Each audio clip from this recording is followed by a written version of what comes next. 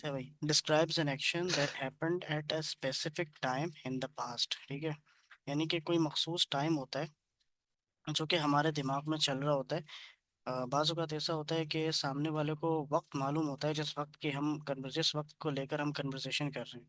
ठीक है, मिसाल के तौर पर अगर मैं कल की बात कर रहा हूँ, तो कल से रिलेटेड जितने भी सेंटेंस बनेंगे उन हर हर एक सेंटेंस में मुझे टाइम मेंशन करने की ज़रूरत नहीं होगी। सिंपल मैं एक सेंटेंस बनाऊंगा और उसका मतलब ये होगा कि कोई ऐसा एक्शन है जो कि पास्ट में हुआ था, यानी कि वो एक स्पेसिफिक टाइम में, यानी कि कल हुआ था। मिसाल के तौर पर अगर मैं कहता हूँ कि कल संडे था, तो कल जो है मैं एक जगह दावत में गया था, वहाँ मैंने ये खाया था, वहाँ मैंने ये खाया था। अब जो पहला सेंटेंस होगा उसमें मुझे टाइम मेंशन करने की ज़रूरत पड़ेगी, ताकि पता चल जाए कि ये कौन सा स्पेसिफिक टाइम की बात हो रही है। ठीक है, लेकिन अगर सामने वाले को ऑलरेडी वो टाइम मालूम है जिसके हवाले से कन्वर्सेशन हो रही है, तो हमें टाइम को मेंशन करने की ज़रूरत नहीं है बार बार। ठीक है, जैसे मैं अगर कहता हूँ कि मैं कल दावत में गया था, तो अब आगे जितने भी सेंटेंसेस बनाऊंगा तो ये सारा इन सब का मतलब कल ही होगा। मैं दावत में गया था, मैं वहाँ बहुत लोग आए थे। अब अगर मैं ये कहूँ कि मैं कल दावत में गया था, वहाँ कल बहुत लोग आए थे, कल मैंने ये खाया था, कल मैंने ये किया था, कल मैंने उससे बात की थी, मैं कल उससे मिला था। अब ये सारे के सारे सेंटेंसेस में मुझे जो है ना कल लगाने की, यानी कि यस्टरडे इंग्लिश में लगाने की ज़रूरत नहीं है। ठीक है, उर्दू में इसकी पहचान यही होती है कि मैंने ये काम किया था, या फलाने बंदे ने ये काम किया था।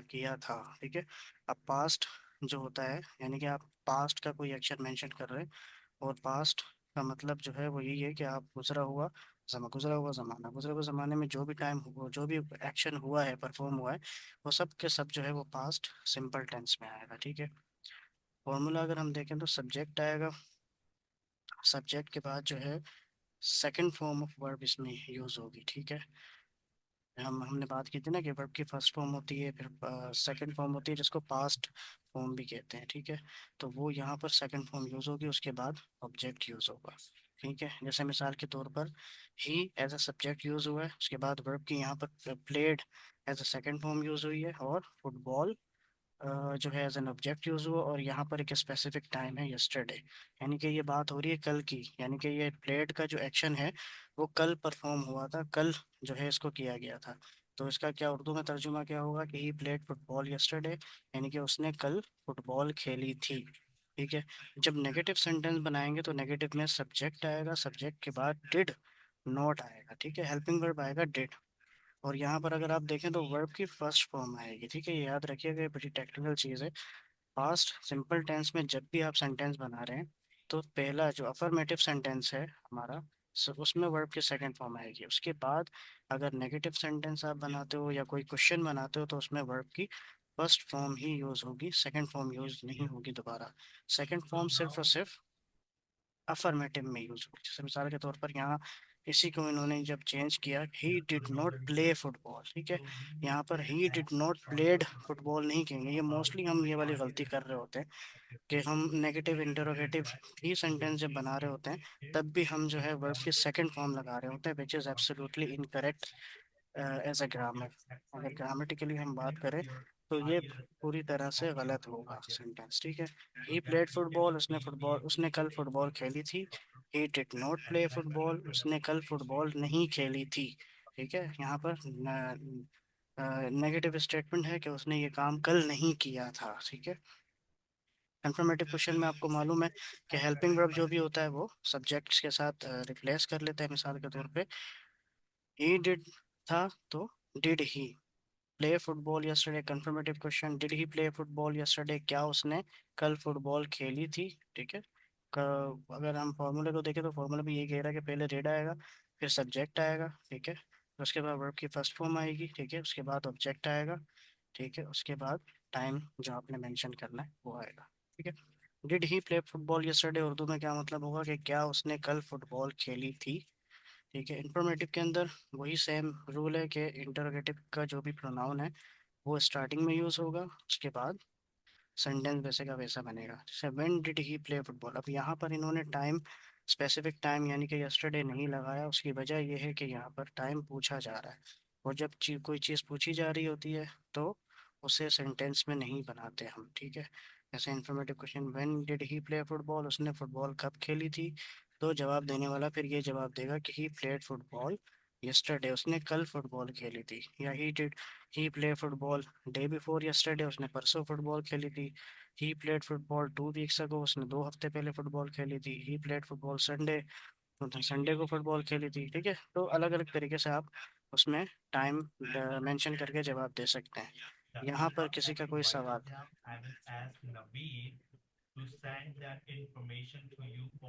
पास्ट सिंपल के हवाले से किसी का कोई क्वेश्चन है तो वो कर सकता है।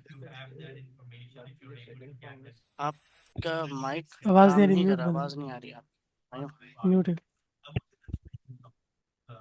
आ रही है सर अब आवाज? जी आप आ रही है। मैं पूछ रहा हूँ कि वर्ब की जो सेकंड फॉर्म है सिर्फ अफर्मेटिव सेंटेंस में चेंज होगी, बिल्कुल, सिर्फ बाकी किसी में भी? अफर्मेटिव सेंटेंस में वर्ब की सेकंड फॉर्म यूज होगी, चेंज नहीं होगी। बाकी सब में चेंज हम्म। रहेगी, फर्स्ट फॉर्म होगी। बाकी सब में फर्स्ट फॉर्म आएगी। यानी कि और ये कंफर्मेटिव क्वेश्चन इन्फॉर्मेटिव भी बना में? रहे हो, नेगेटिव जी क्वेश्चन बना रहे हो, कंफर्मेटिव क्वेश्चन बना रहे हो, इन्फॉर्मेटिव क्वेश्चन बना रहे हो, नेगेटिव सेंटेंस बना रहे हो, जो भी अफर्मेटिव के अलावा जो भी सेंटेंस होगा उन सब में जो है वर्ब की फर्स्ट फॉर्म आएगी और हेल्पिंग वर्ब आएगा डिड। डेट। सही है। ठीक है। और कोई कंफ्यूजन, किसी का कोई सवाल? फिलहाल तो नहीं है। नहीं है तो चलो आगे बढ़ते हैं। कह रहे पास्ट हैं आगे। कंटिन्यूअस की तरफ बढ़ते हैं। Past continuous describes an action that was happening at a specific time in the past, ठीक है। अब यहाँ पर ऐसे एक्शन की हम बात करें, वो वहाँ पास्ट सिंपल में हमने ऐसे एक्शन की बात करी थी जो कि पास्ट में हुआ था, ठीक है, वो पास्ट में परफॉर्म हुआ था, ठीक है।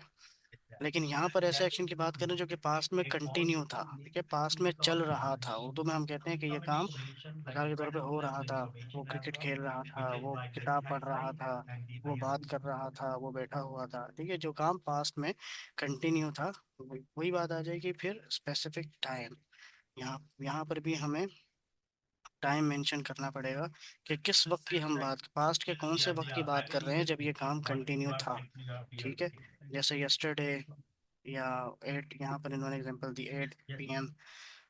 फॉर्मूला अगर हम देखें तो बहुत ही सिंपल है। सब्जेक्ट आएगा, उसके बाद वॉज या वर। हमें पता है कि वॉज कहाँ यूज़ होता है, वर कहाँ यूज़ होता है। इन दोनों हेल्पिंग वर्ब में से कोई हेल्पिंग वर्ब यूज़ होगा।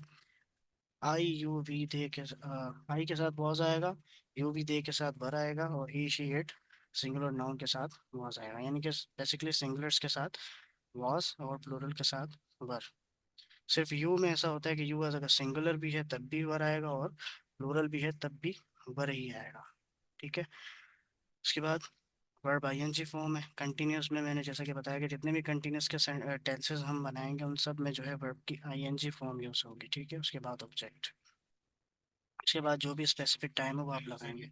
जैसे मिसाल के तौर पर they were watching a movie at 8 PM, ठीक है।